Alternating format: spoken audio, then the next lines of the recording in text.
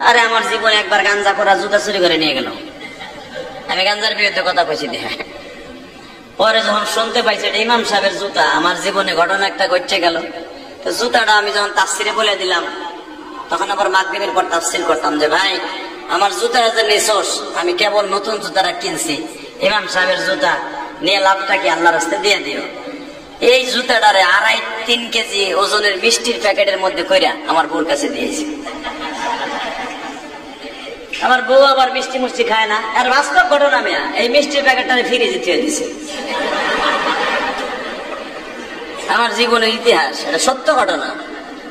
সে কইছে আমি গেছি মাহফিলে, সে শুক্রবারের ঘটনা, তো সে থুয়ে দিছে ফ্রিজের মধ্যে।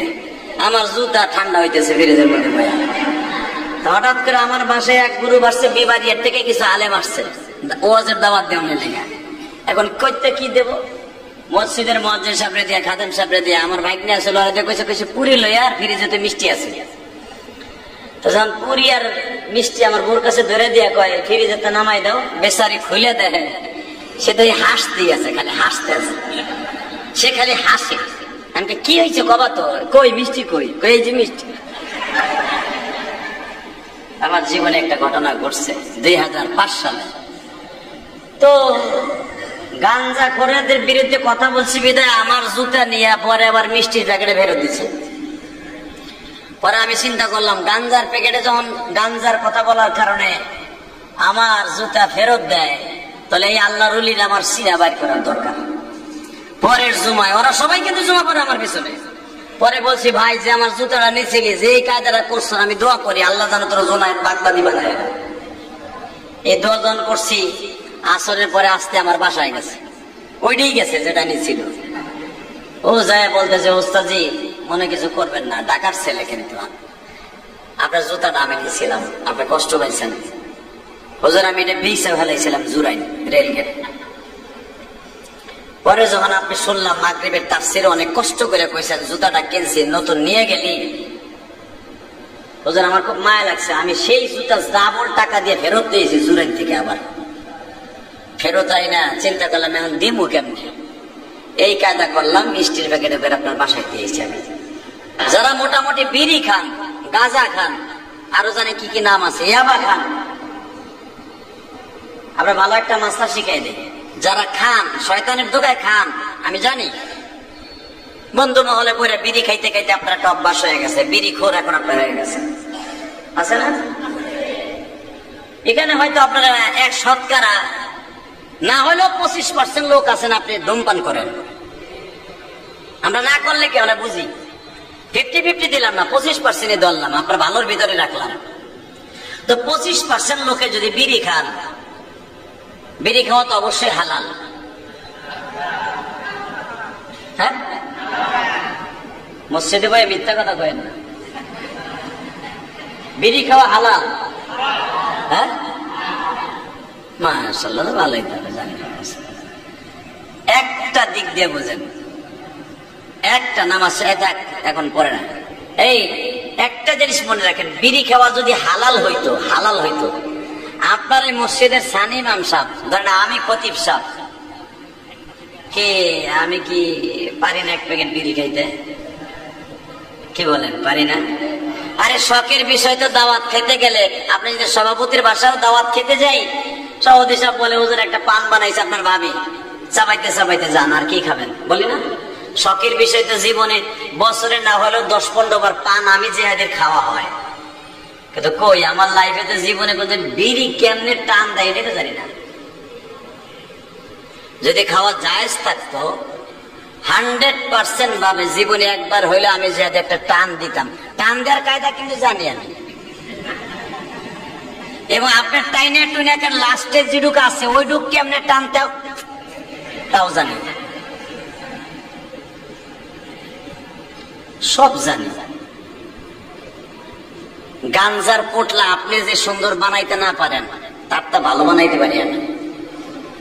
যদি কোন কেমনে, আমার জীবনের প্রথম যেখানে ইমামতি করছি এটা হলো মাজারের পাশে, সেটা হলো ঢাকা কেরানীগঞ্জ হাসনাবাদ, একবারে মাজারের পাশে ছিল আমার মসজিদ।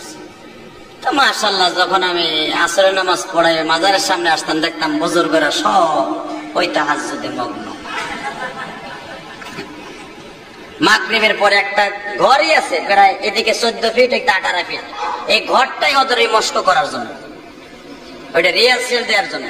কে কত কোয়ালিটিতে বানাইতে পারে, তাহলে দূরে দাঁড়াই দাঁড়ায় দেখতাম, কিন্তু প্রতিবাদ করে সাহস আমার নাই। কারণ মেম্বার, চেয়ারম্যান, সমাজের বড় বড় টাকাওয়ালা পয়সাওয়ালা অন্য ওই গাঞ্জাখোরের পক্ষে।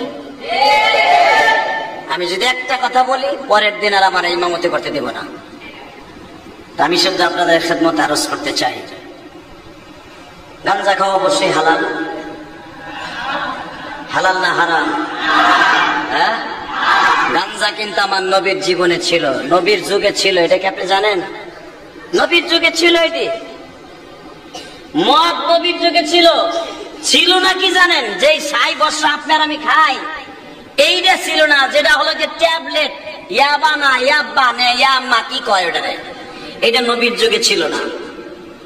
আজকে আপনি শুনলে আশ্চর্য হয়ে যাবেন, ইয়াবা খাইয়া বাপরে মাইরা খালের মধ্যে নামাইছে। আপনি দেখেন নাই? বাপরে মেরে বাড়ির থেকে বের করে দিছে। বাপ অসুস্থ মানুষ বইয়ে রয়েছে ঘরের আঙিনায়, গাঞ্জা খাই ইয়াবা খাইয়া যাইয়া আব্বারে ঘুষাইয়া নাক মুখ ফাটাইয়া টাইনা খালের মধ্যে নিয়ে ফেলাইছে। পরে জানা গেল, তদন্ত করে পুলিশ যখন তার অ্যারেস্ট করে নিয়ে গেছে, জানা গেল ছেলেটা নেশা করছে, ইয়াবা খাইছে। ইয়াবা কেন মারছে বাবারে? মারার পিছনে একটাই কারণ, বাবা খালি একবার বলছে, ও যদি ইয়াবা খায় মায়েরে বলছে ওরে বাদ দিবা না। এই কথা কেন বলবো? এই জন্য বাবারে মারছে।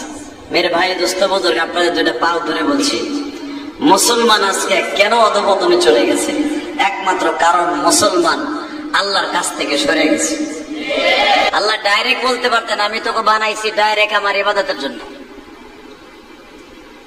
আল্লাহ কেন বললেন, আমি কি বানাই নাই তোমাদেরকে? মানে কত আদরের ভাষা দিয়ে বলছে, আমি কি তোদেরকে বানাই নাই? আপনি যদি কাউকে আপনার জীবনের চাইতে বেশি ভালোবাসেন, আপনার ছেলেকে, আপনার মেয়েকে, আপনি এইভাবে কথাটা বলবেন, কিরে আমি কি তোর জন্য কিছু করি নাই? কথা বলেন না কেন? আর যদি আপনি এইভাবে বলেন, তোর জন্য করছি না আমি, তোর জন্য করি নাই, জান পরাণ দিয়ে করছি।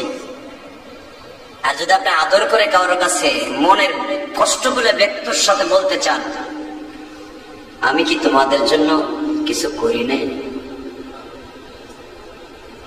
কত সুন্দর ভদ্রচিত ভাষায় আল্লাহ বললেন, কেবলই মাত্র একমাত্র আমি কি বানাই নাই তোমাদেরকে?